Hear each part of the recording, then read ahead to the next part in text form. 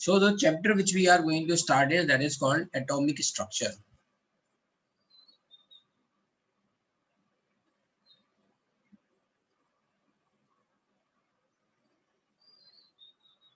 So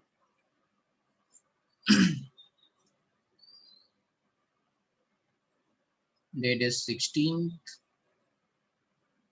May 2020. You have to write, जो मैं बातें यहाँ पे लिखूंगा वो आप लिखते जाना, ठीक है।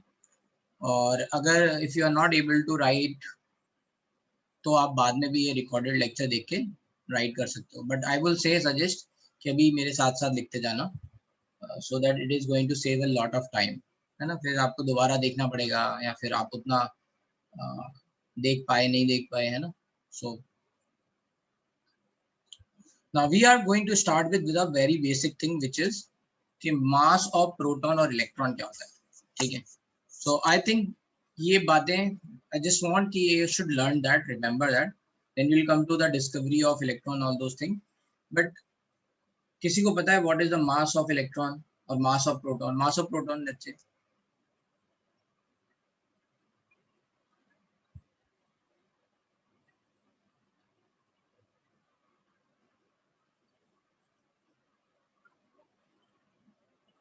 अच्छा चार्ज पता है किसी को? Charge, what is the charge?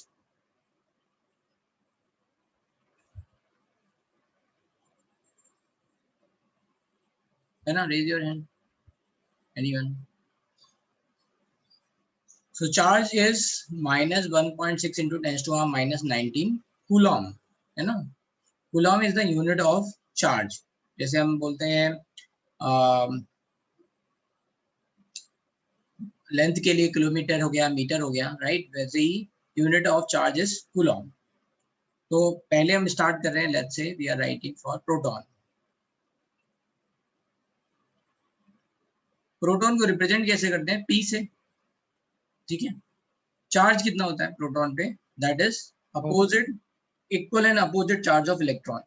तो इलेक्ट्रॉन का चार्ज है minus 1.6 into 10 to power minus 19, तो प्रोटॉन का क्या हो जाएगा? Plus 1.6 into 10 to minus 19 coulomb, ठीक है। What is the mass?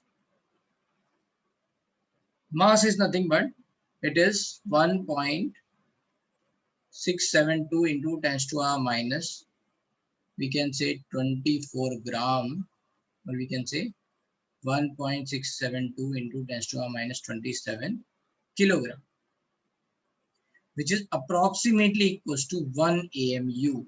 AMU क्या होता है? Atomic mass unit, है ना। AMU क्या होता है? Is approximately equals to 1.66 into 10 to the minus 24 gram, है ना। This is called atomic mass unit. सबको पता है ये बात, एटॉमिक मास यूनिट? कोई है जिसको नहीं पता हो? है ना। This is the standard to give the let's say standard for giving the atomic mass of any element. एक एटम बहुत छोटा है, हर लेट्स से कोई भी एलिमेंट है उसका जो एक एटम है वो तो बहुत छोटा है ना, उसका मास अगर हम देखेंगे तो वो किस में आएगा? So we cannot all the time say it is going to be in grams, है ना, क्योंकि पावर बहुत छोटी आ रही है उसमें, 10 to the minus 24 ऐसे।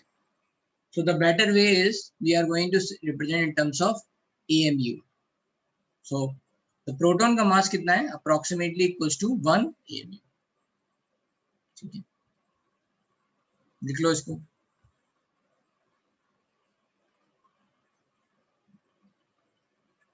दूसरा है न्यूट्रॉन। न्यूट्रॉन को रिप्रेजेंट करते हैं n से। What is the charge? 0, ठीक है। What is the mass? Slightly heavier than proton.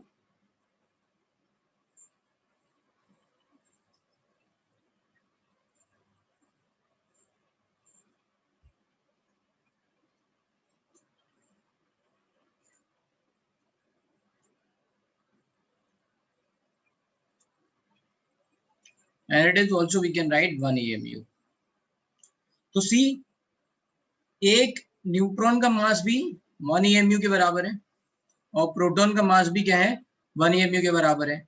तो जैसे अगर मैं बोलूं कार्बन, तो कार्बन में 6 प्रोटॉन है और कार्बन में 6 न्यूट्रॉन है, करेक्ट ना? तो उसका अप्रोक्सीमेटली एटॉमिक मास कितना हो जाएगा?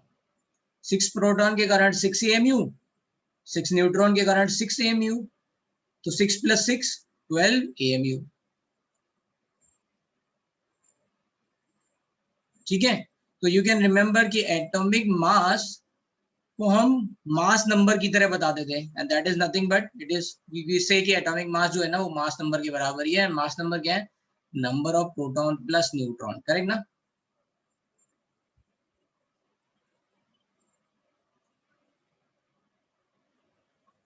Yes, you can relate. Yes, no. Yes, sir. तो यहां से एक बात आ गई है जो हमने समझ ली, राइट? अब बात करते हैं इलेक्ट्रॉन की। इलेक्ट्रॉन जो है ना वो न्यूट्रॉन और प्रोटॉन के कंपैरिजन में बहुत हल्का होता है, एंड दैट्स व्हाई जब भी हम कभी एटॉमिक मास की बात करते हैं तो इलेक्ट्रॉन से आने वाले मास को नेग्लिजिबल मान लेते हैं। Why we are let's say understanding negligible, let's understand. तो तीसरा कौन है? इलेक्ट्रॉन। कौन बताएगा इलेक्ट्रॉन का मास? Anyone?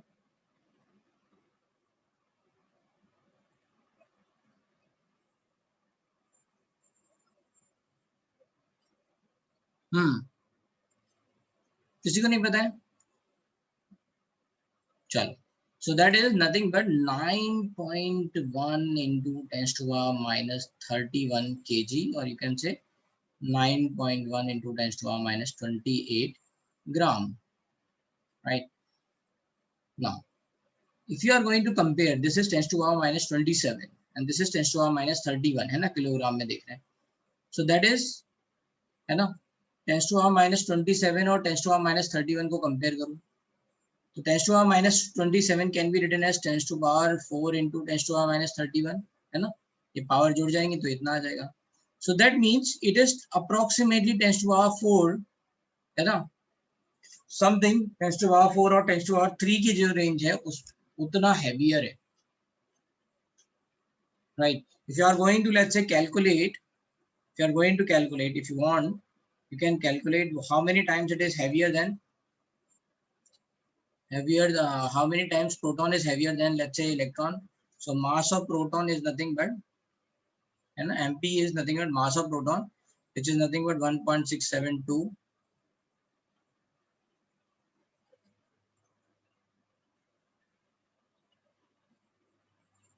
into 10 to the power minus 27 kg, and mass of electron is nothing but 9.1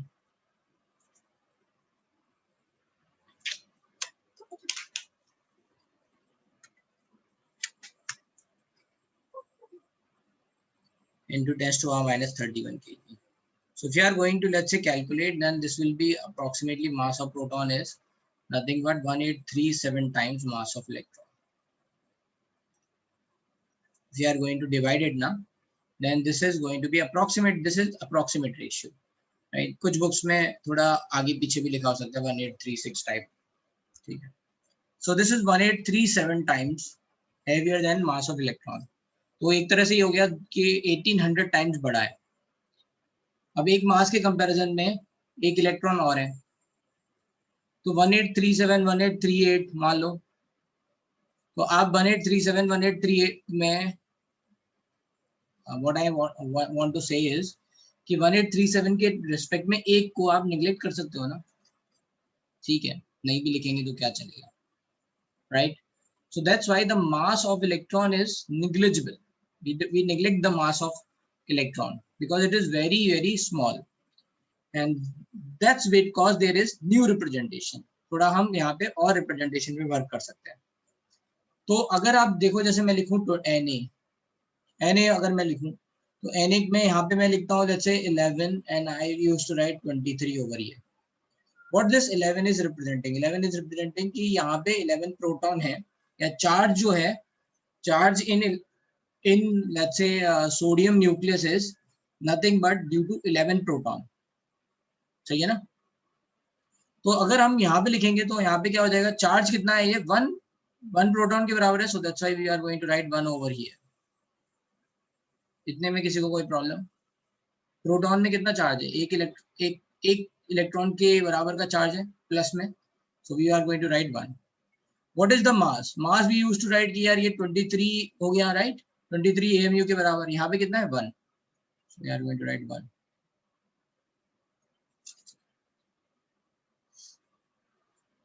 neutron में कैसे लिखेंगे, चार्ज क्या है, 0, मास क्या है, 1 AMU। इलेक्ट्रॉन में क्या है, चार्ज कितना है, -1, और मास लगभग नेग्लिजिबल है, we are going to right.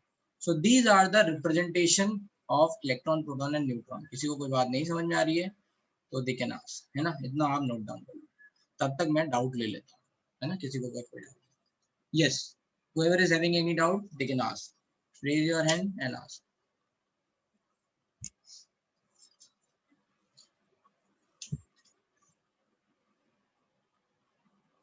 हाँ, एक मिनट, यस बोलो।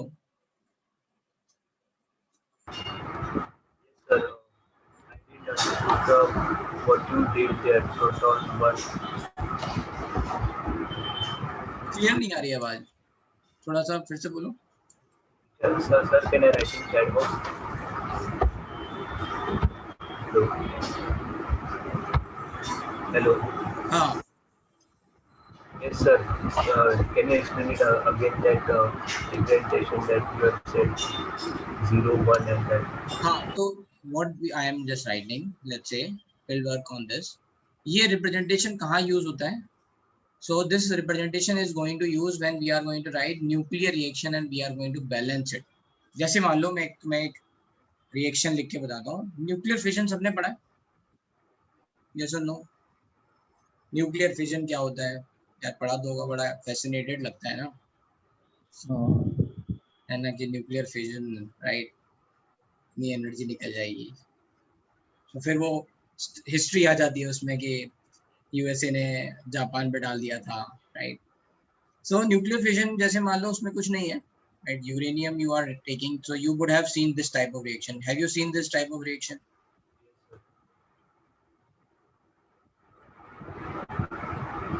रेडियोएक्टिविटी, हाँ रेडियोएक्टिविटी चैप्टर में पढ़ा होता है ऐसा। हाँ, तो वहां देखो ये क्या लिखा हुआ है, 0 and 1 का मतलब क्या है, what is this, what is this, neutron. Atomic क्या वेट है और ये क्या है, न्यूट्रॉन। इसका इस तरह से रिप्रेजेंटेशन है। कैसे है representation? 0 is the charge, neutron पे चार्ज कितना है, 0। What is the mass is equal to approximately 1 AMU, so we are writing 1, ठीक है। तो ये न्यूट्रॉन, राइट। इससे क्या होगा, मान लो अगर हम बोलें कि बेरियम और क्रिप्टन बनेगा, बहुत कुछ अलग अलग बन सकता है, let's say I am saying this. तो ये कितना हो गया, barium is nothing but 56, krypton is nothing but 36। फिर then we are going to write their masses approximately, so 142, 91 and plus 3 times 0 and 1।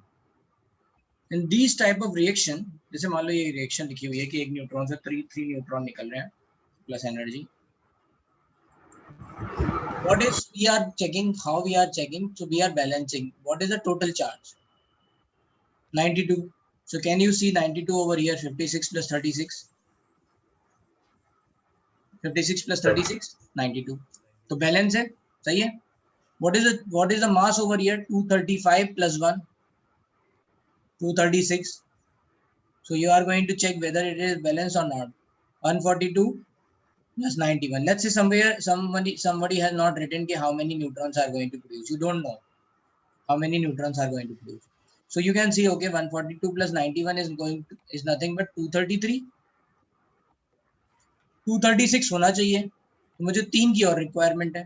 so how many neutrons are going to come, 3, because every neutron is having 1 AMU mass, ठीक है। तो ये जो representation मैं लिखा रहा हूँ, ये जनरल रिप्रेजेंटेशन है। कहाँ यूज होते हैं, when we are writing radioactive reactions, there we are going to write. अब जैसे मैं एक रिएक्शन लिख रहा हूँ and you have to balance, ठीक है सब लोग,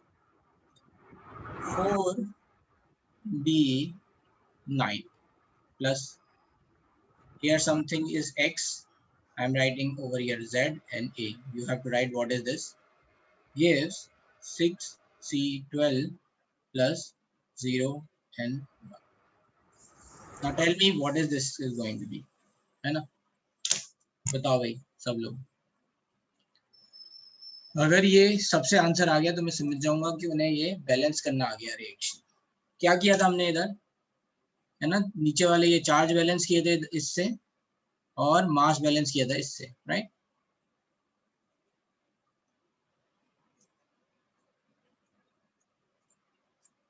तो ए और जेड की वैल्यू क्या क्या आई, 2 और 4. 2 और 4 क्या होता है, कौन सी ऐसी चीज है जिसका चार्ज 2 है और मास 4 है?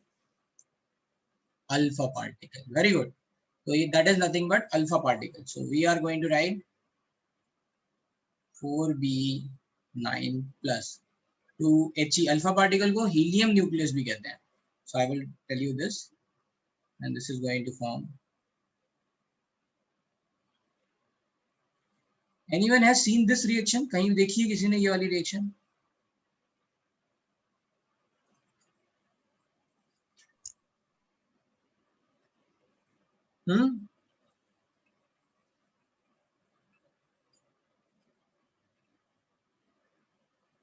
ये आपने डिस्कवरी ऑफ न्यूट्रॉन प्रोटॉन ये सब देखा है क्या? Have you read? No. So this reaction we are going to see in discovery of neutron.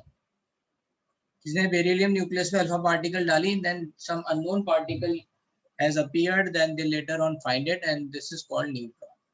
ठीक है, Chadwick. Scientist name was Chadwick. ठीक है. Anyway, तो अब एक और चीज लिख लेते हैं यहाँ पे रिप्रेजेंटेशन में. अच्छी बात ये हुई कि ये सब के बाद तो सबको ये समझ में आ गया रिप्रेजेंटेशन. किसी को ये प्रॉब्लम? ठीक है, नहीं ना? तो मैं ये सब रब कर दे रहा हूँ, because that is you don't have to write.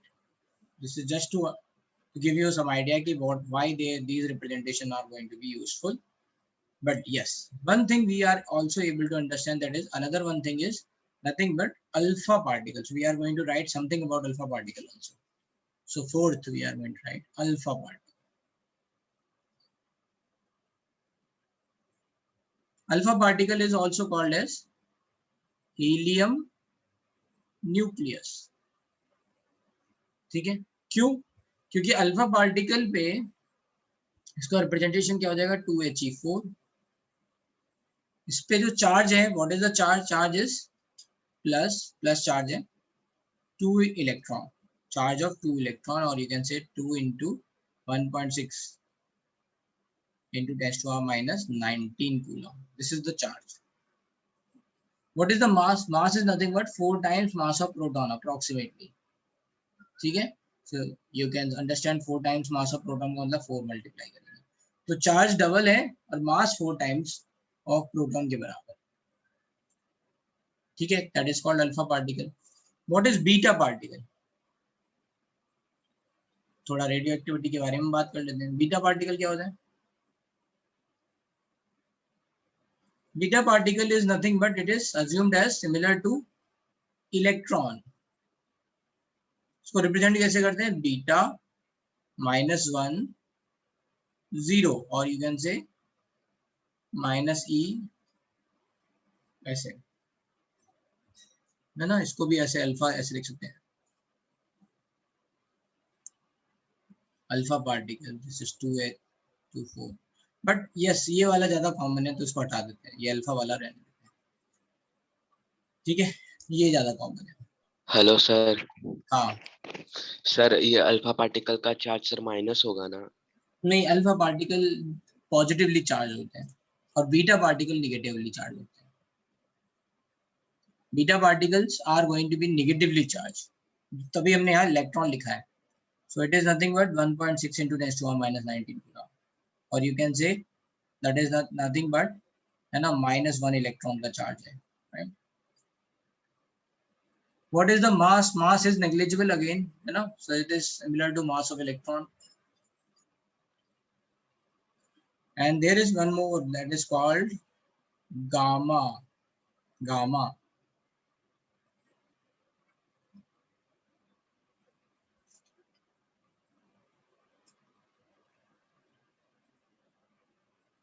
Gamma particle को हम बोलते हैं फोटोन, है ना। गामा को क्या बोलते हैं? फोटोन। फोटोन किसी ने सुना है टर्म? फोटोन, टाटा फोटोन है। Photon is nothing but light को फोटोन बोलते हैं। लाइट के जो पार्टिकल्स होते हैं ना, जो लाइट है उसको पार्टिकल की तरह ट्रीट करते हैं। अभी हम एटॉमिक स्ट्रक्चर में पढ़ेंगे डुअल नेचर ऑफ लाइट, और we are going to study dual nature of light. तो वहां पे समझेंगे जो पार्टिकल, जो डुअल नेचर में एक होता है वेव नेचर और एक होता है पार्टिकल नेचर। तो जो पार्टिकल्स हैं they are expressed as photon, ठीक है। तो it is gamma ray is nothing but like photon. Zero zero, charge zero और मास भी जीरो, है ना। तो जैसे अगर मैं बोलूं कि लाइट जो है वो मान लो आपने धूप में, राइट, कुछ रख दिया जैसे मेटल वगैरह रख दिया, राइट, तो क्या होगा? उस पर एनर्जी गिरेगी, लाइट गिरेगी। लाइट गिरेगी तो क्या होगा? उसका टेम्परेचर, एनर्जी, उसका टेम्परेचर बढ़ेगा। क्या उसका मास बढ़ जाएगा? लाइट जाके टकरा रही है, एब्जॉर्ब हो रही है, क्या मास बढ़ जाएगा? नहीं। इसीलिए लाइट में मास नहीं होता है ना, लाइट पार्टिकल्स में मास नहीं होता है, ठीक है। And they don't have any charge also, ठीक है, उनमें कोई चार्ज भी नहीं होता है। So that's why they are not going to change their direction. Light always moves in straight line, ठीक है। तो ये आप वहां से थोड़ा थोड़ा याद रख सकते हो, ठीक है। तो ये भी लिख लो जल्दी से। अब हाँ, इसके बीच में किसी को कोई क्यूरियोसिटी है तो पूछ सकते हैं। तो ये जो टेबल है ये बहुत इंपॉर्टेंट है, ये आपको याद रखनी है। नेक्स्ट क्लास में मैं सुनूंगा, है ना, चार्ज और मास। कई लोग क्या करते हैं कि मास और चार्ज में गड़बड़ा जाते हैं, है ना। They interchange, and they interchange in power also. तो उस पर थोड़ा ध्यान रखना है। एक और गलती, कई लोग मास of electron, mass of let's से प्रोटॉन जो है वो 1.6 इंटू 10⁻⁹ कूलम बोल देते हैं, है ना, क्योंकि दोनों जगह 1.6 है ना। 1.67 है एक में 1.6 है, तो थोड़ा ध्यान रखना है, ठीक है। सब लोग ध्यान रखेंगे जल्दी से। Any doubt?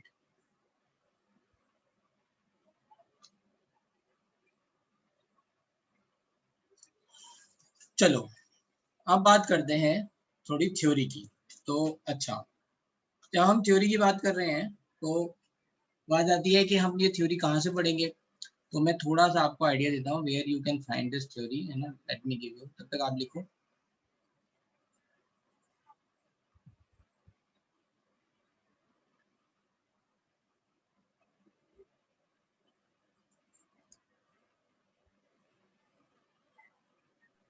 सर वो अल्फा पार्टिकल में 4 MP लिखा था, तो वो 4 mass of times the proton, mass of proton. Correct correct, 4 mass of.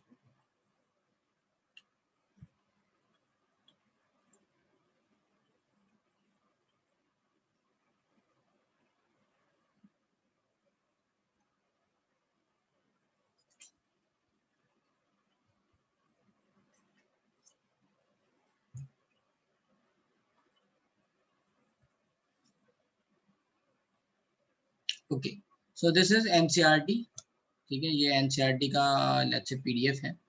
Where you can find this PDF, NCERT का पीडीएफ आपको कहाँ से मिलेगा? तो सारी एनसीईआरटी आपकी पीडीएफ फॉर्म में वेबसाइट पे अवेलेबल है।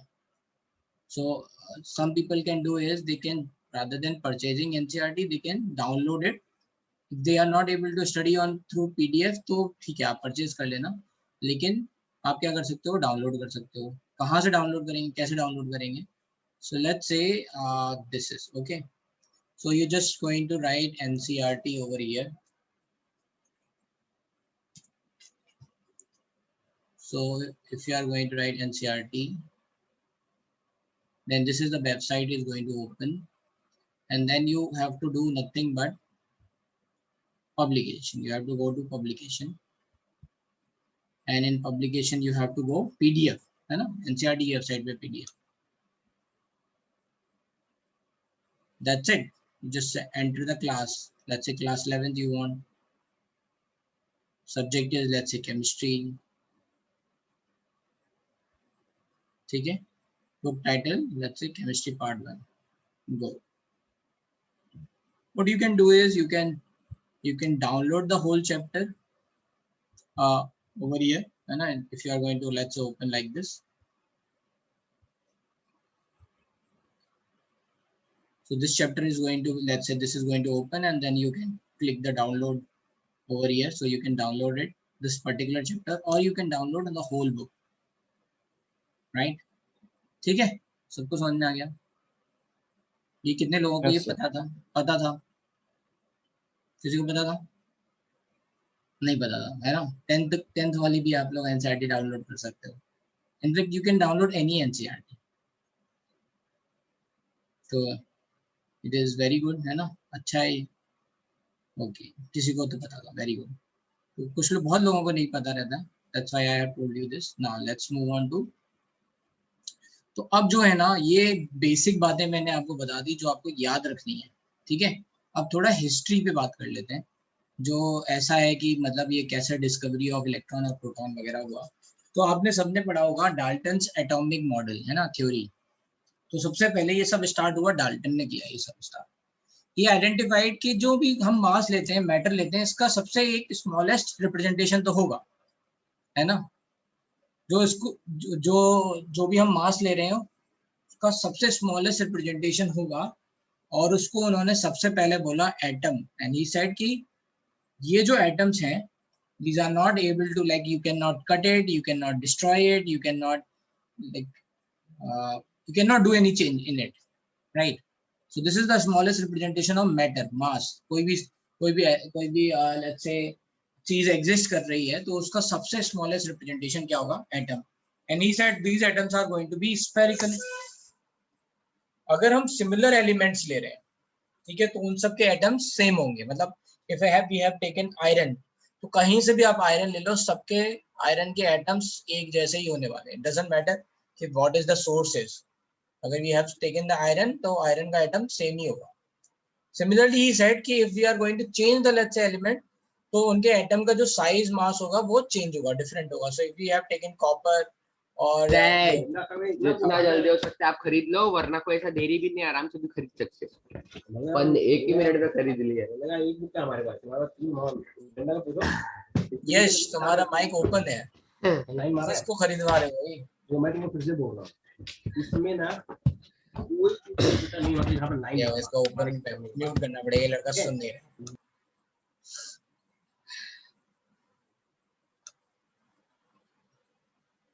तो भाई जब भी आप क्लास में बैठो, है ना, तो इस बात का बिल्कुल ध्यान रखो कि आप अकेले बैठे हो. 3-4 लोगों के साथ बैठ के क्लास नहीं सुन रहे हो. पता चला आपस में डिस्कस कर रहे हो और माइक ओपन हो जाएगा. यश, कैन यू हियर मी? यश श्रीवास्तव.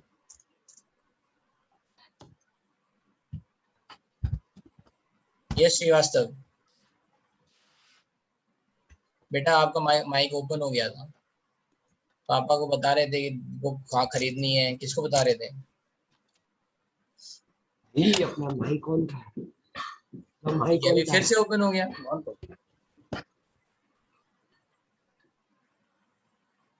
चलो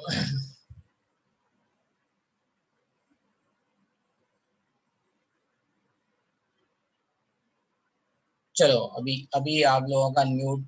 आपको जब भी अगर कुछ पूछना है देन रेज योर हैंड. मैंने सभी को म्यूट कर दिया, ठीक है?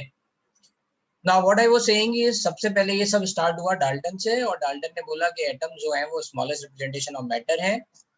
For different elements atoms are going to be different. For same element the atoms are going to be same irrespective of the sources. And atom is the representation which can not be cut, है ना?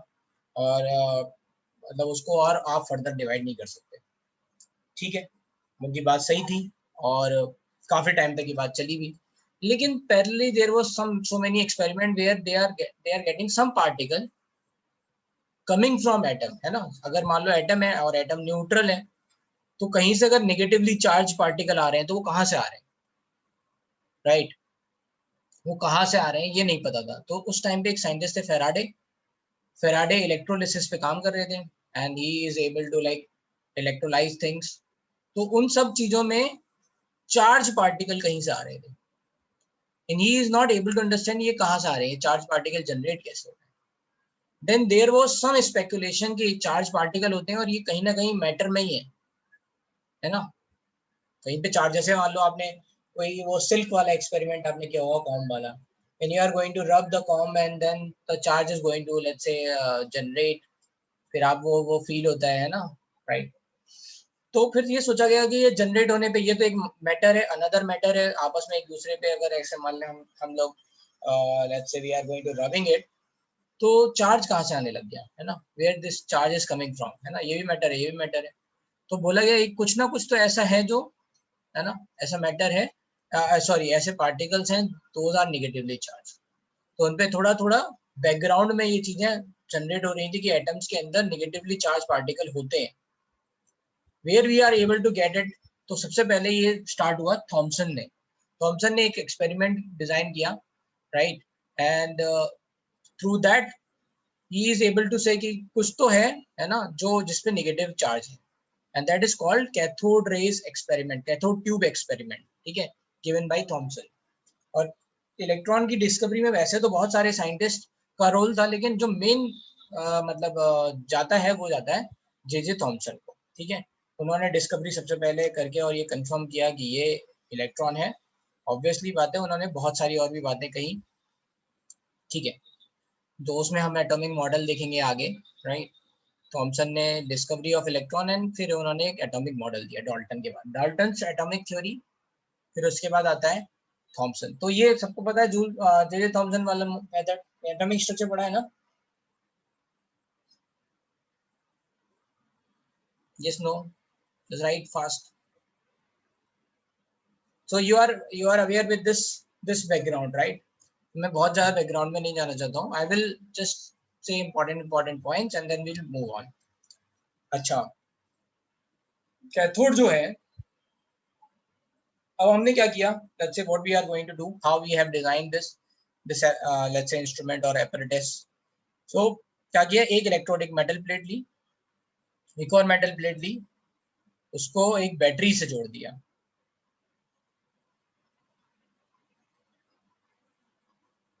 When you are going to let's say, जब भी ऐसा representation आएगा तो what we are going to say कि यार ये जो छोटा नेगेटिव चार्ज है ना, ये छोटी वाली प्लेट है, ये नेगेटिवली प्लेट है, तो ये नेगेटिव आ गया, है ना, और ये बड़ी वाली प्लेट रिप्रेजेंट करती है पॉजिटिव को, तो ये पॉजिटिव आ गया,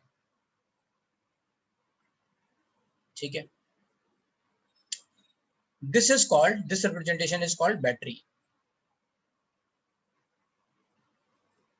ठीक है। अब मान लो हमने एक बैटरी, चेन ऑफ बैटरी ली, एक सीरीज में बैटरी लगा दी, है ना। जैसे अगर आप देखोगे अपने इन्वर्टर की बैटरी, इन्वर्टर देखा सबने,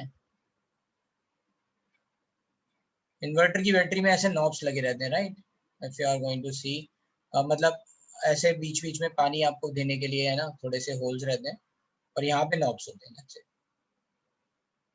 ठीक है। तो उसमें होता क्या है, उसमें बैटरी लगी होती है और उनको सीरीज में लगी रहती है। एक जैसे एक बैटरी जो होती है उसका वोल्टेज होता है 2 वोल्ट, तो उसमें 6 बैटरी लगी होती है सीरीज में, तो total it is able to generate 12 volt charge, 12 volt electrode potential you can say, और potential difference it can generate. तो ऐसे अगर आप मल्टीपल, ये जो है ना इन्होंने मल्टीपल लगाई है, if you want to increase the voltage what will happen, you have to add multiple batteries, तो वोल्टेज बढ़ जाएगा, ठीक है। तो ये रिप्रेजेंटेशन ऐसे दिखा रहा है, इसका मतलब क्या है, we have added a lot of batteries, right, so that's why the voltage has increased. इतनी बात समझ में आ गई, किसी को कोई डाउट?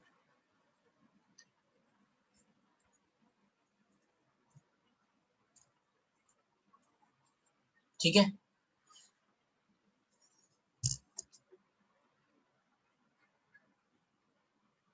चलो।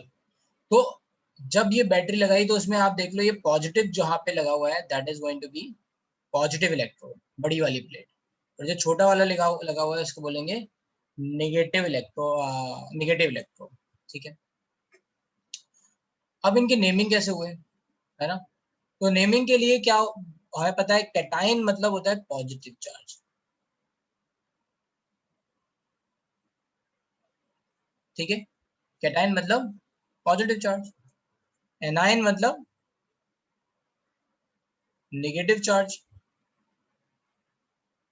तो यहां पे लिख सकते हैं electrodes toward which cation moves, that is going to be cathode। भाई नेगेटिव की तरफ कौन भागेगा? पॉजिटिव। ठीक है ना? एनाइन एनोड की तरफ, एनाइन की तरफ कौन भागेगा? एनाइन किसी तरफ भागेगा? एनोड की तरफ। सही है, समझ में आया? कैटायन और कैथोड और एनोड में कभी कंफ्यूजन होगा? कैथोड हमेशा negatively charge, anode positively charge. यहाँ पे एक और चीज होती है इलेक्ट्रोलिसिस, वहां पे पोलैरिटी उल्टी होती है। तो हम अभी इलेक्ट्रोलिसिस की बात नहीं कर रहे हैं, ठीक है? या नॉर्मली सेइंग वहां पे पोलैरिटी उल्टी होती है। तो अभी हम जनरल जो बातें हैं उसमें एनोड पॉजिटिव, कैथोड नेगेटिव, इतना याद रहेगा। अरे हाँ ना बोलते जाओ यार, मुझे लगना चाहिए ना कि तुम्हें सब समझ में आ रहा है। ठीक है, ठीक है। तो ये बात आप अपने कहीं हिंट में लिख सकते हो, है ना? जिन लोगों को ये कैटायन और कैथोड और नेगेटिव में गड़बड़ लगती हो, दे कैन राइट, है ना? तो एनोड क्या हो जाएगा? Electrode towards which anion moves. और ये प्लेट वाली बात भी आप समझ लोगे। अच्छा, कितने लोगों को ये पता है कि जो इलेक्ट्रॉन की डायरेक्शन है और जो करंट की डायरेक्शन है वो अपोजिट होती है? How many of you know that?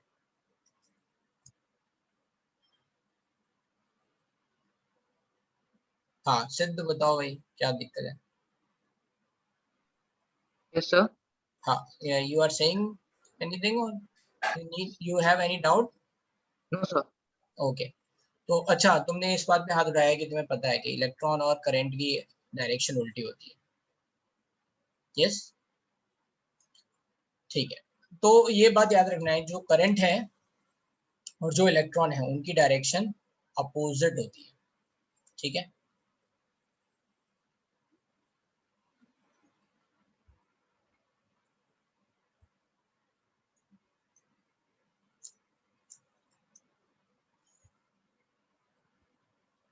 ठीक है। अब ओके, तो देखो करंट की डायरेक्शन किधर से होगी? Current is like the movement. Opposite का मतलब क्या है, इस पे थोड़ा बात कर लेते हैं। इलेक्ट्रॉन है नेगेटिवली चार्ज, अगर नेगेटिवली चार्ज की डायरेक्शन का उल्टा है तो एक तरह से करंट की जो डायरेक्शन है वो एक तरह से बोली जा रही है कि पॉजिटिव चार्ज की डायरेक्शन क्या होगी? पॉजिटिव चार्ज की डायरेक्शन क्या होगी? ठीक है, तो पॉजिटिव चार्ज की डायरेक्शन क्या होगी? लेट्स से, तो पॉजिटिव यहाँ से बड़ी वाली प्लेट से हायर हायर वोल्टेज से निकलेगा।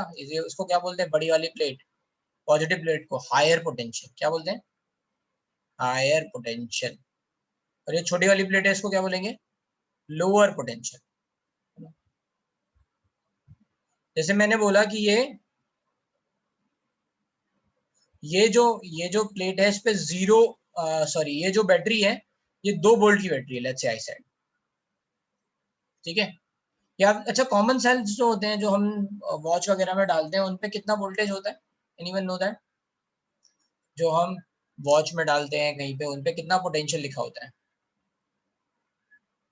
1.5 वोल्ट। 1.5 वोल्ट लिखा होता है। ठीक है, तो let's say if I said कि ये 1.5 वोल्ट है, इसका मतलब ये है I can say this is 0 and this is 1.5। तो ये लोअर पोटेंशियल हो गया और ये हायर पोटेंशियल हो गया।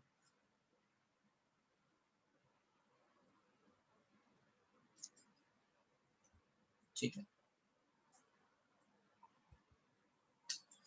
सो again this is going to be, ये आपका जो करंट है वो इधर मूव करेगा ऐसे। दिस इज करंट की डायरेक्शन हो जाएगी प्लस से माइनस की तरफ। पॉजिटिव जो है वो किधर जाएंगे? है ना, प्लस से माइनस की तरफ जाएंगे। ठीक है, या नेगेटिव, है ना, प्लस से माइनस। और माइनस जो है ना, माइनस क्या होंगे? वो इस तरफ जाएंगे, राइट, जस्ट उल्टा। ठीक है, तो अगर मैं करंट की डायरेक्शन बोलूंगा तो पॉजिटिव प्लेट से नेगेटिव प्लेट की तरफ होगी। ठीक है, और करंट का इलेक्ट्रॉन की जो डायरेक्शन होगी वो उसकी उल्टी होगी। तो एक ही डायरेक्शन याद रखो। ठीक है, चलो अब थोड़ा इसको समझ लेते हैं, ठीक है। अब यहाँ पे हुआ क्या कि वी वांट टू चेक कि whether there is negatively charge any particle which is going to be negatively charge और नॉट। इलेक्ट्रॉन की डिस्कवरी कैसे हुई? तो क्या किया, सबसे पहले यहाँ पे एक हाई वोल्टेज बैटरी डाली। हाई वोल्टेज बैटरी डालने का पीछे रीजन क्या था, थोड़ा सा यहाँ समझते हैं।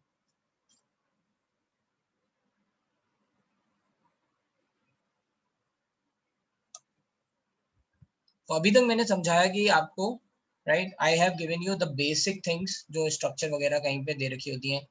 ये छोटी वाली प्लेट है, इसमें लोअर पोटेंशियल होगा, ये हायर होगा, है ना, and that's how we are going to right. ये कैथोड हो गया and this is going to be let's say anode हो गया ये,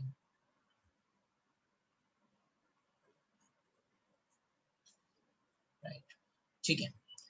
now if we are going to add the series of let's say batteries, है ना, तो voltage बढ़ता जाएगा। तो होता क्या है, जैसे जैसे हम यहाँ पे सीरीज ऑफ बैटरी जोड़ते जाते हैं, वोल्टेज बढ़ता जाता है। वोल्टेज अभी मैंने बताया, अगर ये 0 है तो ये मान लो 1.5 वोल्ट हुआ, ऐसे करके कई थाउजेंड्स में ले जाते हैं। तो अगर यहाँ पे 0 है तो ये लेट्स से 10,000 वोल्ट हो गया। अभी 10,000 वोल्ट का मतलब ये पॉजिटिव चार्ज है। आपको ये सबको ये बात पता है कि एटम्स में इलेक्ट्रॉन होते हैं, राइट। आउटर मोस्ट सेल में भी इलेक्ट्रॉन होंगे, सबको पता है ये बात। Now, if you are going to put a sufficient positive charge, what this positive charge is going to do? It is going to attract this electron, है ना, positive attracts negative, correct? तो हो क्या रहा है, ये जो मेटल की प्लेट है इसमें एटम्स हैं और इन एटम्स में इलेक्ट्रॉन्स हैं, और इसको ये दूसरी वाली प्लेट जिसपे पॉजिटिव चार्ज है वो, है ना, अट्रैक्ट कर रही है। इतनी बात समझ में आ रही है? What will happen? अगर ये इस पे अट्रैक्ट कर रही है तो होगा क्या, ये जो इलेक्ट्रॉन है वो इस पॉजिटिव की तरफ मूव करने लग जाएगा। This is the basis of cathode rays tube experiment. कि हो क्या रहा है, यहाँ से इलेक्ट्रॉन्स का इमिशन चालू हो रहा है। ये छोटे मोटे वोल्टेज पे नहीं हुआ, है ना, आसानी से नहीं हुआ। जब आपने बहुत ज्यादा सफिशिएंटली हाई वोल्टेज लगाया, है ना, मान लो ऐसे किया हमने कि हम पहले जो है ना धीरे धीरे वोल्टेज बढ़ाते गए, just to check whether this electrons are going to let's say emit और नॉट। और हमने यहाँ पे एक एमीटर लगा दिया, ठीक है। अभी हमें डिफ्लेक्शन नहीं दिख रहा है। एमीटर का मतलब क्या होता है, जो ये नापता है कि whether the current is going to pass और नॉट, ठीक है। अभी कोई डिफ्लेक्शन नहीं है। बढ़ाते गए बढ़ाते गए बढ़ाते गए, एक टाइम पे क्या हुआ, डिफ्लेक्शन दिखने लग गया, right. So we will be able to understand कि ये सर्किट अब कंप्लीट हो गया। बीच में क्या था, कुछ नहीं था, तो सर्किट कंप्लीट नहीं है। लेकिन जैसे ही ये इलेक्ट्रॉन यहाँ से हवा में निकल के इधर टकराएंगे तो फिर क्या होगा, we are going to say कि ये क्या हो गया, सर्किट कंप्लीट हो गया। And that's why we will be able to see deflection in ammeter. इतनी बात समझ में आ रही है? ये क्यों हुआ, क्योंकि इलेक्ट्रॉन पे इस पॉजिटिव प्लेट के कारण अट्रैक्शन फोर्स लग रहा था, और धीरे धीरे हम जब बढ़ाते गए ये पॉजिटिव लेट्स से पोटेंशियल, तो ये इलेक्ट्रॉन इमिट होने लग गए। इसमें कोई problem? The basis of cathode ray tube experiment कि हाई वोल्टेज ने क्या किया, है ना, it has put the higher positive charge over here. तो ये जो इलेक्ट्रॉन्स हैं ये सब इससे निकलना चालू हो गए। ये सुनो, why we have maintain the vacuum pump. हमने ये पॉसिबिलिटी एलिमिनेट की कि जब यहाँ से इलेक्ट्रॉन निकल सकते हैं, तो अगर मान लो कोई गैस पार्टिकल यहाँ प्रेजेंट होते हैं तो उनमें से भी तो इलेक्ट्रॉन निकल सकते हैं। You can understand that part. So we don't want to say कि ये जो पार्टिकल्स हैं वो किसी और जगह से आ रहे हैं। We want to check whether the cathode is able to generate the particle or not, ठीक है। तो हमने यहाँ पे क्या किया, ये पॉसिबिलिटी को हटाने के लिए वैक्यूम पंप लगा दिया। तो that is going to remove the excess, मतलब अ लॉट ऑफ एयर जो भी है वो यहाँ से निकाल देगी। अब जैसे ये पार्टिकल निकले, यहाँ पे डिफ्लेक्शन ऑब्जर्व हुआ, तो समझ में आया ओके कुछ तो है, निगेटिवली चार्ज पार्टिकल है जो यहाँ पे, है ना, इधर कैथोड से निकल के एनोड पे जा रहे हैं।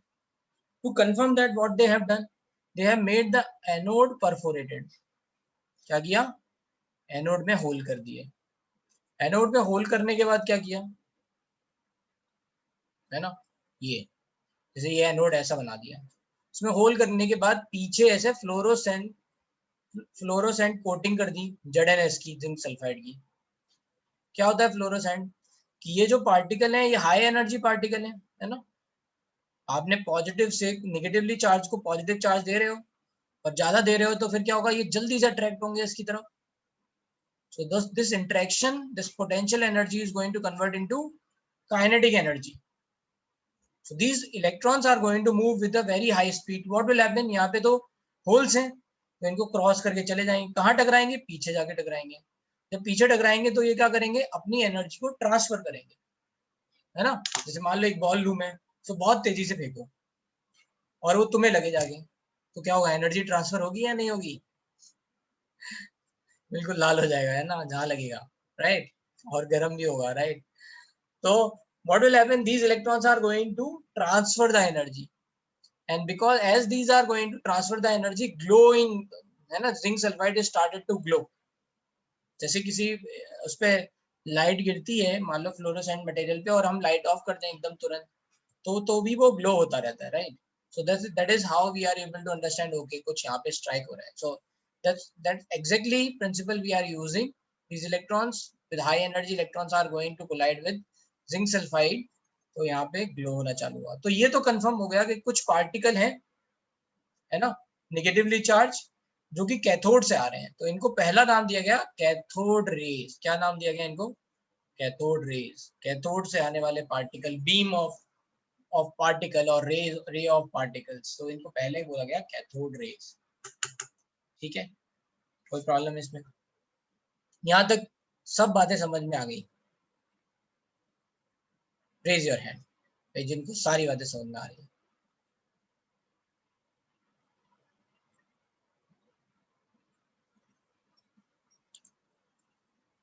किसी को कोई भी बात नहीं समझ में आ रही है पूछ लो, राइट। बहुत सारे लोगों ने हाथ नहीं उठाया है। जैद समझ में आ रहा है?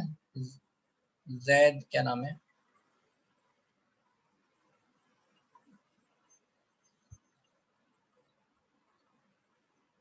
जैद शेख, हाँ समझ में आ रहा है, यस। तो ये पार्टिकल, ये रेज हुई, अब इनके बारे में थोड़ा और सोचा गया कि भाई और इनकी प्रॉपर्टीज देखी गई कि ये भाई क्या और इनमें क्या क्या है, राइट। तो क्या किया गया, इस एनोड के पीछे, है ना, एक ऐसे मैग्नेटिक फील्ड लगा दी या इलेक्ट्रिक फील्ड लगा दी, वाइदर मैग्नेटिक और इलेक्ट्रिक फील्ड। तो अगर मान लो मैंने इलेक्ट्रिक फील्ड लगाई है और मैंने यहाँ पॉजिटिव और ये निगेटिव लगा दिया, ऐसे इलेक्ट्रोड लगा दिया एक और, ठीक है, तो क्या होगा, ये हाई एनर्जी की रेज जो है वो यहाँ से निकलेंगी, है ना, electrons, these are going to come outside। ये कैथोड, ये फ्लोरोसेंट मटेरियल नहीं है, ये ऐसे पास होगा। लेकिन अगर ये पॉजिटिवली चार्ज अगर हमने ये है, तो ये रेज किसकी तरफ मुड़ने लग जाएंगी? पॉजिटिव की तरफ, है ना। हाई एनर्जी की जो रेज है वो किसकी तरफ डिफ्लेक्ट होना चालू होंगी? पॉजिटिव की तरफ। और किससे रिपेल होंगी? नेगेटिव से रिपेल होंगी। So this is going to confirm कि ये जो रेज है इन पे चार्ज कौन सा है? नेगेटिव चार्ज है। Then they are also want to check कि whether these जो रेज निकल रही हैं या जो पार्टिकल निकल रहे हैं उनमें मास है या नहीं, है ना, whether they are going to have mass or not। तो उन्होंने क्या किया, यहाँ पे एक ऐसे मेटल प्लेट रख दी बीच में, है ना, ऐसे मेटल प्लेट रख दी ताकि वो घूम सके, है ना, ऐसे चक्री टाइप की होती है ना, जैसे ऐसे मेटल प्लेट रख दी। तो आपने देखा होगा जब आप हवा चलती है, और आपने बचपन में एक देखा होगा, अगर आप उसको ऐसे सामने रखोगे तो हवा के कारण वो घूमती है, right, that is going to rotate. लेकिन अगर मान लो सनलाइट में ऐसे रख दूं मैं, है ना, हवा नहीं चल रही हो, तो घूमेगी? नहीं घूमेगी, है ना। ऐसा नहीं है पार्टिकल वहां नहीं है, पार्टिकल वो भी है, वो एनर्जी वाले पार्टिकल, उनमें मास नहीं है, उनमें मास नहीं है। तो ऐसे सनलाइट के सामने मान लो हवा नहीं चल रही हो, ऐसे सनलाइट के सामने रखोगे तो सनलाइट तो गिर रही है लेकिन वो घूम नहीं रही है। रोटेट कब हो रही है? जब उस पर कोई मास पार्टिकल कोलाइड कर रहा है। एयर में मास है ना, oxygen, nitrogen. This mass particles are going to collide, what is going to happen? Momentum conserve will happen, है ना। तो दो तीन कंजर्वेशन फिजिक्स में आप पढ़ोगे, एक तो आप पढ़ोगे एनर्जी कंजर्वेशन है ना, total energy is constant, then you are going to understand momentum conserve. तो कोई भी मास पार्ट चार्ज पार्ट कोई भी पार्टिकल जिसके पास मास है वो अगर टकराएगा, किसी भी चीज से टकराएगा, है ना, तो अगर वो टकराएगा और ये चीज घूम रही है ना, something is starting to let's say rotate, तो हम बोलेंगे कि मोमेंटम कंजर्व हो रहा है वहां पे, है ना, ये फ्री है ना, this is not, we are not holding it with something, है ना, हमने इसको फ्री कर रखा है। इलेक्ट्रॉन इस पे टकरा रहे हैं, ये स्टार्टेड टू रोटेट, तो समझ में आया इलेक्ट्रॉन के पास मास है ना। This is just to confirm कि ये जो कैथोड रेज आ रही हैं इनके पास मास भी है, उनके पास चार्ज भी है। So these are the basic let's say understanding in the beginning, है ना। बहुत सारे एक्सपेरिमेंट किए गए, इससे कैथोड रे की कैरेक्टरिस्टिक निकाली गई कि भाई इनमें क्या क्या है। तो these are the results which you have to read, है ना, कुछ कई लोगों को पता भी होंगे ये रिजल्ट्स। तो कैथोड रेज की प्रॉपर्टीज आपको पढ़ना है। कुछ और प्रॉपर्टीज हैं, तो एक तो प्रॉपर्टी हमने बताई कि cathode rays is coming from cathodes negatively charged, these are also having mass. Another, these are going to produce heating effect, जहां पे भी टकराएंगे वहां पे क्या होगा, सारी की सारी एनर्जी तो ट्रांसफर होगी नहीं, कुछ एनर्जी हीट में जब भी जाएगी लॉस होगी, तो उसको बोलते हैं हीटिंग इफेक्ट। तो अगर बहुत तेजी से अगर कोई पार्टिकल टकरा रहा है कहीं पे, तो कुछ एनर्जी ट्रांसफर करेगा और बाकी एनर्जी किसमें जाती है, लॉस हो जाती है। वो एनर्जी ट्रांसफर किसमें होती है, हीट के टर्म्स में निकलती है। So that is going to starting to produce heating effect. Another thing कि यही जो हाई एनर्जी की इलेक्ट्रॉन रेज हैं वो किसके लिए रिस्पॉन्सिबल हैं, एक्सरे जनरेशन के लिए रिस्पॉन्सिबल है। So what you are going to learn, you are going to search X-ray generation, though I am going to give you idea, but आपको नेट पे सर्च करना है कि how X-ray are going to let's say generate. I will give you basic idea, ठीक है। होता क्या है कि कोई भी अगर नहीं समझ में आए तो प्रॉब्लम नहीं है, ये एक्सरे वगैरह सब आप आगे पढ़ोगे, है ना। ये बस मैं अभी के लिए ऐसे इंटरेस्टिंग है थोड़ा सा, तो मैं बता दे रहा हूँ। मैं ये भी कह दे रहा हूँ कि आप आराम से इस पे वीडियोस खूब सारी देख लेना, so that you can have better clarity, ठीक है। But what I am going to tell you कि देखो होता क्या है कि जैसे अगर हम बात करेंगे कोई एटम है तो उसमें एनर्जी सेल्स होते हैं, हमने शायद पढ़े भी होंगे के एल एम राइट ऐसे करके। इनमें इलेक्ट्रॉन्स होते हैं,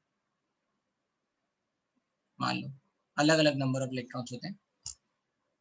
now if any energetic particle is going to collide with this atom, तो वो क्या कर सकता है, अपनी एनर्जी, हो सकता है इस इलेक्ट्रॉन से टकराए या हो सकता है इससे टकराए, कोई भी पॉसिबिलिटी है, पॉसिबल कुछ भी हो सकता है।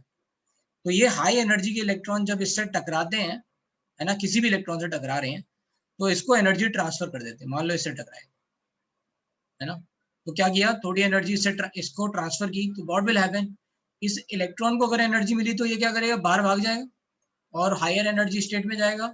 सफिशिएंटली हाई मिल गई तो हो सकता है एटम से भी निकल जाए। Are you getting my point, है ना। इन सबको न्यूक्लियस ने अपनी तरफ जो जकड़ा हुआ है ना, अट्रैक्ट किया हुआ है, तो बांधे रखा हुआ है। अगर इनको इतनी एनर्जी मिल गई कि इस एनर्जी को ये ओवरकम कर सके, तो क्या होगा, ये इलेक्ट्रॉन बाहर निकल जाएगा, ठीक है। तो होता यही है कि जब हाई एनर्जी की रेज टकराती हैं इलेक्ट्रॉन्स, मतलब किसी मेटल प्लेट पे, तो उसमें से इलेक्ट्रॉन बाहर निकल जाते हैं। अब ये इलेक्ट्रॉन जब बाहर निकलते हैं, तो मैं ये जो एनर्जी स्टेट है उनको ऐसे स्ट्रेट लाइन में दिखा रहा हूँ। मान लो ये वाला इलेक्ट्रॉन बाहर निकल गया, है ना, दिस नॉक्ड आउट मतलब ये इलेक्ट्रॉन बिल्कुल बाहर निकल चुका है। तो जो हाई, और मान लो जो ऊपर, इसके ऊपर और होगा, इलेक्ट्रॉन को क्या करेगा, जंप करेगा, वापस नीचे की तरफ आएगा, क्योंकि यहाँ पे तो वैकेंसी बनी हुई है। तो ये इलेक्ट्रॉन क्या करेगा, इस वैकेंसी को भरने की कोशिश करेगा। तो जब भी ये इस वैकेंसी को भरेगा तो ये कुछ कुछ एनर्जी निकालेगा। क्यों, एक बात बहुत ध्यान से समझ लो, ये जो स्टेट है इनकी एक फिक्स एनर्जी है, मान लो इसकी एनर्जी फिक्स है, और ऊपर जाते टाइम पे इनकी एनर्जी बढ़ती जाती है ना, ऊपर जाते टाइम पे इनकी एनर्जी बढ़ती जाती है, तो इसको बोलते हैं हायर एनर्जी स्टेट, है ना। सबसे नीचे वाला लोअर, फिर ऊपर ऊपर ऊपर हायर एनर्जी स्टेट होते जाते हैं। तो जस्ट अज्यूम कि यहाँ पे जो एनर्जी है वो होनी चाहिए 5 जूल, और इस वाले की है मान लो 10 जूल। तो जब ये इलेक्ट्रॉन इस पे आएगा तो ये क्या करेगा, एक्सेस जो 5 जूल की एनर्जी अपने साथ कैरी कर रहा था उसको निकाल देगा, ठीक है। उसको क्या करेगा, निकाल देगा, किसकी तरह निकालेगा, फोटोन की तरह।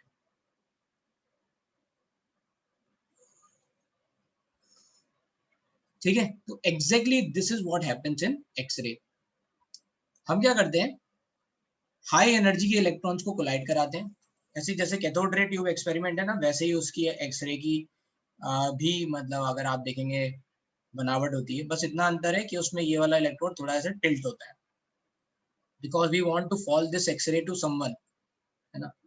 तो होता क्या है, ये हाई एनर्जी के इलेक्ट्रॉन इस पे जाके टकराएंगे, इलेक्ट्रॉन टकराए तो उन्होंने कुछ इलेक्ट्रॉन्स को एनर्जी दी, कुछ इलेक्ट्रॉन्स को एनर्जी दी तो वो बाहर निकल गए, है ना, दीज इलेक्ट्रॉन्स गॉन आउट। मान लो ये वाला इलेक्ट्रॉन, इसको मिली एनर्जी तो ये बाहर निकल गया। फिर क्या होता है, जो हायर एनर्जी स्टेट में इलेक्ट्रॉन होते हैं वो वापस नीचे आते हैं, and they are going to come outside, they are going to release a photon। ये ना फोटोन छोड़ेंगे, ये जो फोटोन छोड़ेंगे उनको क्या बोलते हैं, एक्सरेज। किन किन को एक्सरेज बोलते हैं, जो हाई एनर्जी फोटोन होते हैं, हाई एनर्जी फोटोन, और यू कैन से इनकी वेवलेंथ जो है वो 10⁻⁻10 मीटर के आसपास होती है, इस रेंज में होती है, 10⁻⁹, 10⁻10 इसके रेंज में होती है। ऐसे फोटोन्स को हम एक्सरे बोलते हैं, समझ में आया?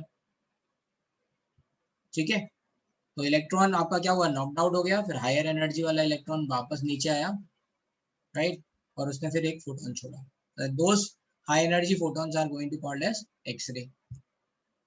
ठीक है, तो इस पे क्या करना है आपको, थोड़ा रिसर्च करनी है, थोड़ा सा देखना है एक्सरे क्या होता है, तो ये सब बताएंगे। ठीक है, बट यहाँ तक बात समझ में आ गई? कोई है जिसको नहीं आई बात समझ में? ठीक है, तो ये एक प्रॉपर्टी भी हो गई कैथोड रेज या फिर इलेक्ट्रॉन्स की प्रॉपर्टी हो गई, दे कैन जनरेट एक्सरेज। अच्छा, हाई एनर्जी के इलेक्ट्रॉन्स जाके टकराते हैं, इसलिए यहाँ पे क्या होगा, हीटिंग इफेक्ट होगा। हीटिंग इफेक्ट के कारण ऐसा वैसा इलेक्ट्रोड नहीं ले सकते, ऐसा इलेक्ट्रोड लेना पड़ेगा जिसकी मेल्टिंग पॉइंट बहुत ज्यादा हाई हो, जिसका मेल्टिंग पॉइंट बहुत ज्यादा हाई हो, तो इसलिए टंगस्टन लेते हैं।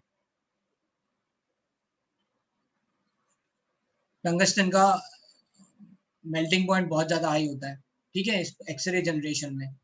तो ये सब बातें आपको यहाँ से आ गई। तो आपको क्या करना है, आपको ये पूरा थ्योरी पढ़नी है, एनसीईआरटी डाउनलोड करना, ये मैंने पॉइंट सारे बता दिए, just you have to go through it so that you can feel कि यार स्टोरी क्या है।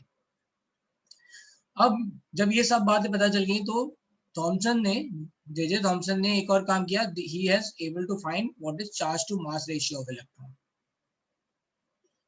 है ना।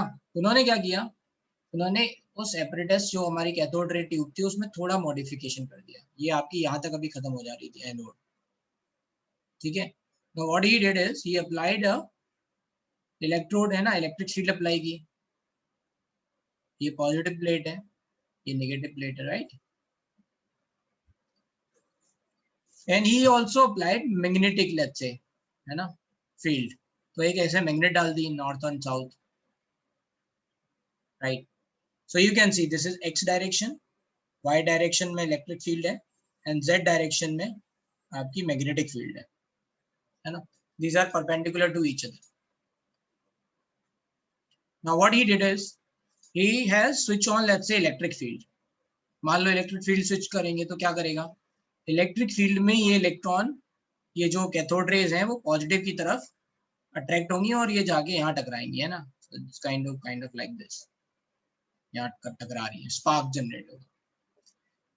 We have, let's say, we don't want a lot of rays, है ना, कि आपको अलग अलग रेज मिल रही हैं तो आपको पता ही नहीं चलेगा कौन कहाँ टकरा रहा है, right. So that's why we have narrow it down this anode, एक ही होल छोड़ा हुआ है ताकि बस यही जो बीम्स, ये जो इलेक्ट्रॉन्स की बीम है वो, है ना, कई सारे इलेक्ट्रॉन्स की बीम्स जो यहाँ से निकल रही है बस वही जाके टकराए तो आपको क्लैरिटी मिलेगी, you are able to find a clarity, है ना। अगर मान लो बहुत सारे होल्स होंगे तो क्या होगा, है ना, बहुत सारे इलेक्ट्रॉन्स ऐसे ऐसे जाएंगे स्ट्रेट जाके फिर ऐसे टकराएंगे, right. So then you will not be able to get a clarity, ठीक है। तो ये ऐसे जाके टकराई। जब तुमने मैग्नेटिक फील्ड लगाई तो मैग्नेटिक फील्ड में ये जो है ना सी पे जाके टकरा रही है। मैग्नेटिक फील्ड में भी क्या होता है, when you are going to put a charge into the magnetic field, it does the circular motion. क्या करता है वो, सर्कुलर मोशन करता है। अच्छा, if you are going to, let's say, if any charge is going to, let's say, passes through the magnetic field, तो उस पर एक मैग्नेटिक फोर्स अप्लाई होता है। उस पर क्या होता है, एक मैग्नेटिक फोर्स अप्लाई होता है। अच्छा, ये बात सबको पता है कि इलेक्ट्रिक फील्ड से मैग्नेटिक फील्ड जनरेट की जा सकती है और मैग्नेटिक फील्ड से इलेक्ट्रिक फील्ड।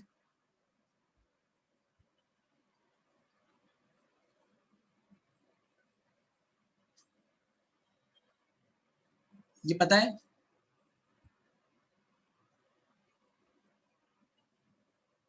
ठीक है, तो यहाँ पे क्या हो रहा है, इस पे एक मान लो ये जाके सी में जाके टकरा रहा है। Now what he does is he balance these electric field in such a way कि वो एक दूसरे को ये जो फोर्स है वो कैंसिल आउट कर लें और बी पे जाके बिल्कुल स्ट्रेट में जाके मिले, है ना। So he balanced out this electric field and magnetic field values, है ना, थोड़ा हिट एंड ट्रायल करके, राइट, सम आइडिया लेके he is able to get at the point B. अब कुछ फॉर्मूले जो अभी हमें जरूरी नहीं है लेकिन मैं बस बता दे रहा हूँ। एक होता है फोर्स इलेक्ट्रिक, इलेक्ट्रोस्टैटिक फोर्स, वो किसके बराबर होता है, Q इंटू इलेक्ट्रिक फील्ड के बराबर, चार्ज इंटू इलेक्ट्रिक फील्ड के बराबर, ठीक है। एंड एक होता है मैग्नेटिक फोर्स, मैग्नेटिक फोर्स को B से रिप्रेजेंट करते हैं, नॉट लाइक M, है ना, B से रिप्रेजेंट करते हैं। B is the strength of magnetic field. तो ये होता है Q V B, charge of electron, what is the velocity of electron and what is the strength of magnetic field। जो फोर्स लगेगा मैग्नेटिक फील्ड में वो होता है FB QVB। V is the magnetic field over here and ये क्या है, electric field.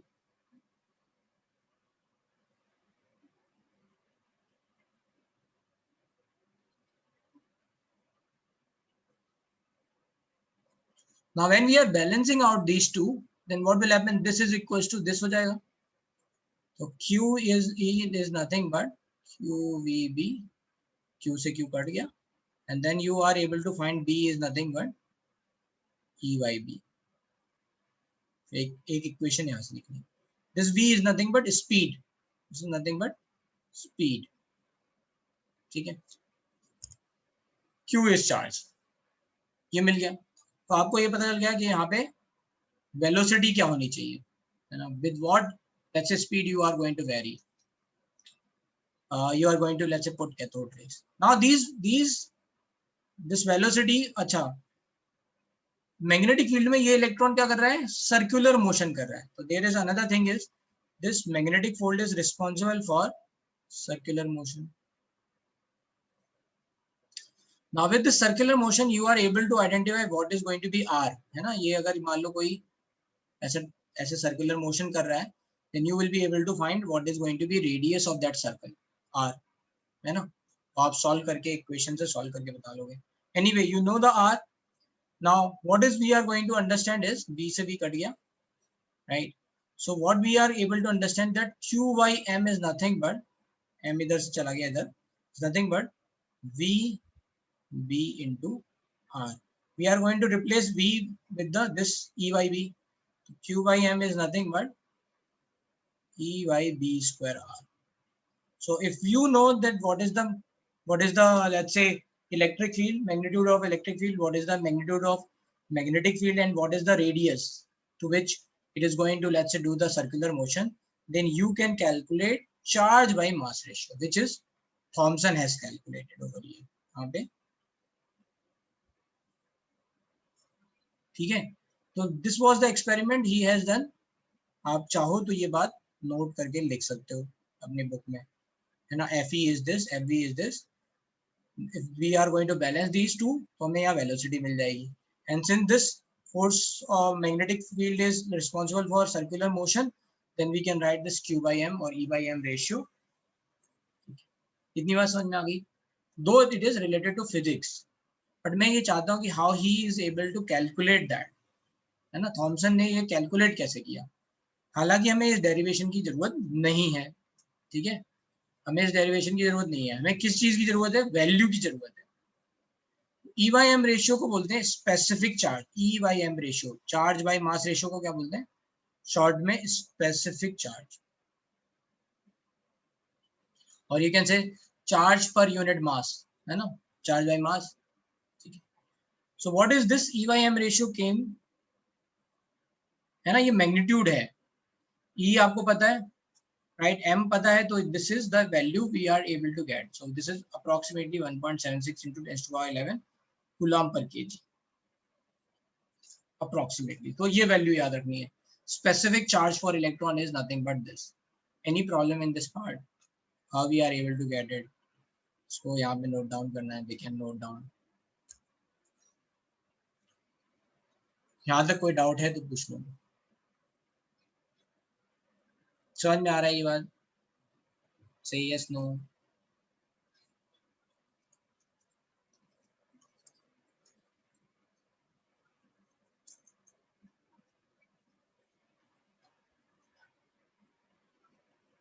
ठीक है, तो जैसे ही उन्होंने E/M रेशियो निकाला, now the work started to find. अच्छा, हमें याद क्या रखना है, हमें केवल वैल्यू याद रखनी है, इसीलिए मैंने वो पहला टेबल बना दी।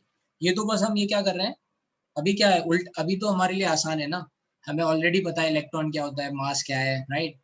तो it is very easy to remember, है ना, और अंडरस्टैंड दैट, है ना। बट ये वो सीक्वेंस है जिसके जिसके कारण हमें वो फाइनल रिजल्ट पता चले जो मैंने यहाँ लिखाए हैं, राइट? ये जो रिजल्ट मैंने यहाँ लिखाए हैं, चार्ज मास रेशियो, है ना, ये वैल्यू याद रखनी है। बट यहाँ क्या है, ये डिस्कवरी हो रही है, तो ये सीक्वेंस है, पहले क्या क्या हुआ, पहले ये पता चला कि कुछ इलेक्ट्रॉन भी होता है, उसका नेगेटिव चार्ज होता है, उसका कुछ मास भी होता है। देन थॉमसन हैज आइडेंटिफाइड कि उसका चार्ज और मास रेशियो क्या है। He right now doesn't know what is exactly charge और मास क्या है, इंडिविजुअली नहीं पता, है ना, but he is able to know what is charge by mass ratio. Now there was another scientist, Millikan. Millikan ने क्या किया, he has designed a oil drop experiment, है ना, and he is able to identify what is the charge on electron। अगर एक चीज पता चल जाए तो मास भी पता चल जाएगा। So he was able to find charge of electron। What he does is he has taken oil over here,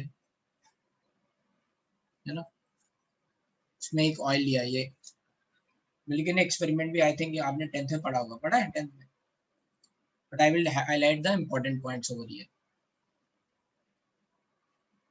नहीं पढ़ा है, नहीं पढ़ा है, कोई बात नहीं, कोई बात नहीं, यहाँ पढ़ लेते हैं, राइट। तो हुआ ये कि ही हैज डिजाइन की, यार इन्होंने एक ऑयल ड्रॉप ली यहाँ पे, मतलब ऑयल लिया और ऐसे स्प्रे होता है ना, वैसे एटमाइजर है, इसको ऐसे दबाया तो ऑयल की ड्रॉपलेट जाके यहाँ पे ड्रॉपलेट बनी। He wants to specifically study some droplets movement, तो उन्होंने एक छोटा सा होल दिया है जिससे कुछ ही बस ड्रॉपलेट जो है ना वो पास ऑन हो पाएंगे, ठीक है। अगर यहाँ पे हम कोई कुछ नहीं, मान लो इलेक्ट्रिक फील्ड वगैरह कुछ नहीं लगा रहे हैं, तो क्या होगा, ये ड्रॉपलेट ड्यू टू ग्रेविटी ऐसे करके नीचे गिर जाएंगे, ठीक है। Now what he does is he put A electric field over here, एक ये प्लेट लगा लिया हमें, पॉजिटिव नेगेटिव, है ना, यहाँ पे ये नेगेटिव प्लेट है, ये पॉजिटिव प्लेट है, इसको एक इलेक्ट्रोड से जोड़ दिया और बीच में यहाँ पे एक्सरे लगा दिया। एक्सरे का मतलब क्या है, हाई एनर्जी रे, है ना, अभी मैंने बताया हाई एनर्जी के फोटोन होते हैं, एक्सरे क्या है, high energy photon,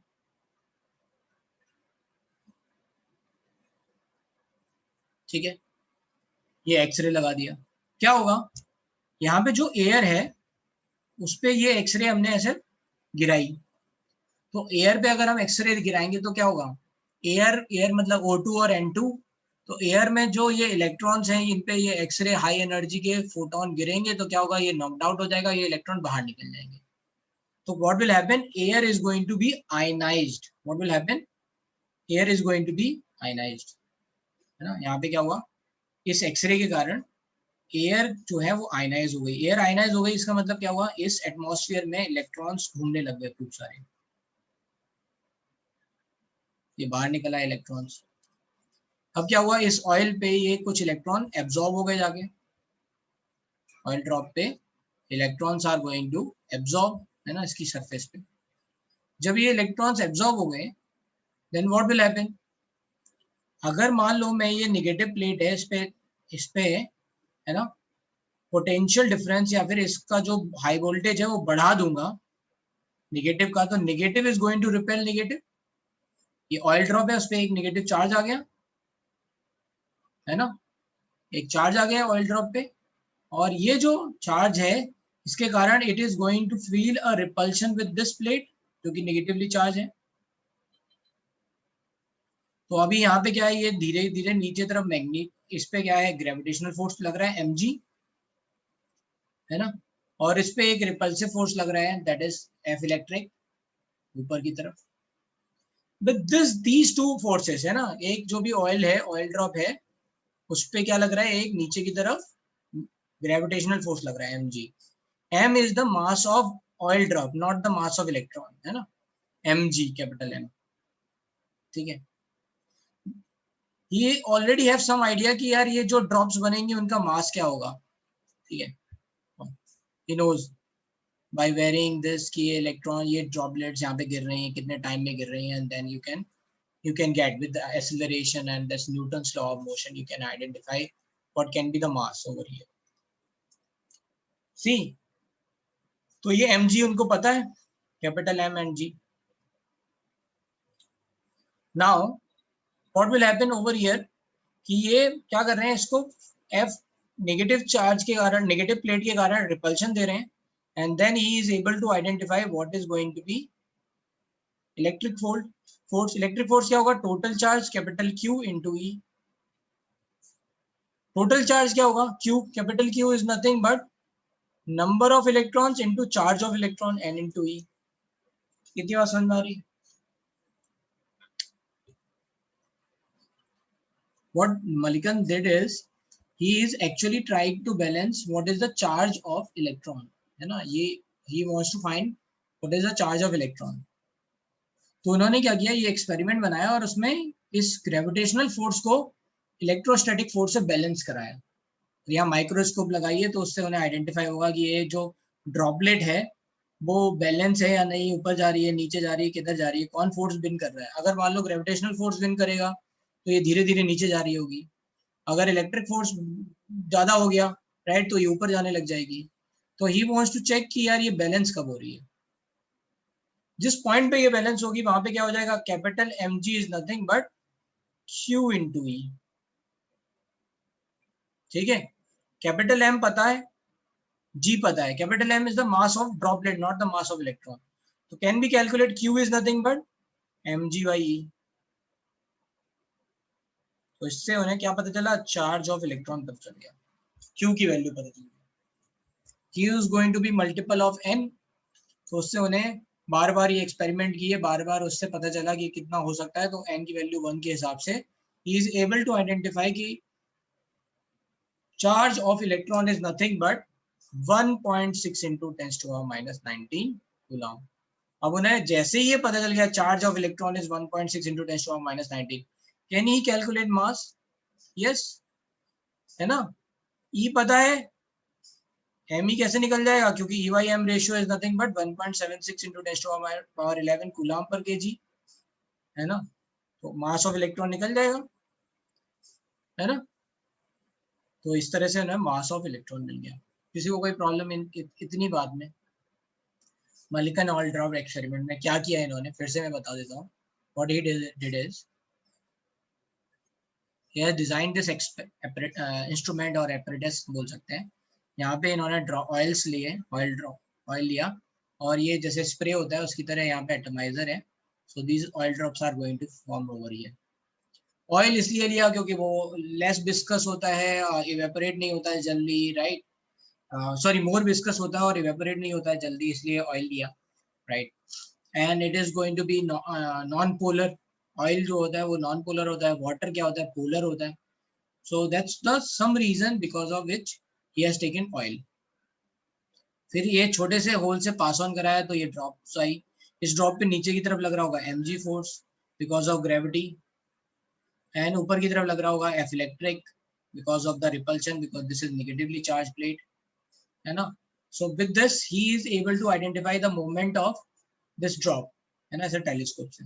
he has balanced this these two forces and he is able to identify कि ये जा रही, नीचे गिर रही है या नहीं गिर रही है। बैलेंस किया तो F electric is nothing but capital Q into E. Q is nothing but N times E into E. And F, let's say gravitational force is nothing but mg, we have balanced it, and E is nothing but mg. तो यहाँ पे क्या हो गया, E is nothing but n times E is nothing but mg by E, बस. तो इस तरह से उन्होंने चार्ज ऑफ इलेक्ट्रॉन निकाल दिया. प्रॉब्लम कोई प्रॉब्लम याद है? यस नो, समझ में आ रहा है सब? ठीक है, तो बस ये थोड़ा हिस्ट्री है, इसमें आपको कुछ नहीं करना है. एक बार बस ये एनसीईआरटी से आप यहाँ तक पढ़ के आओ, राइट?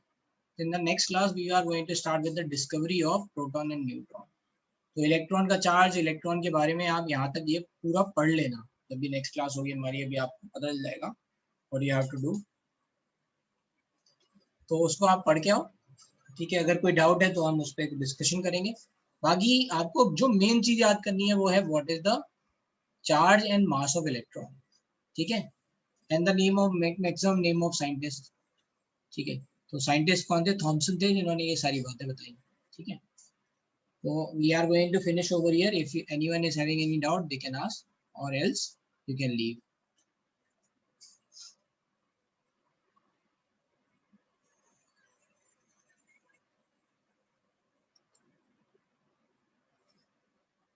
बाय बाय बेटा.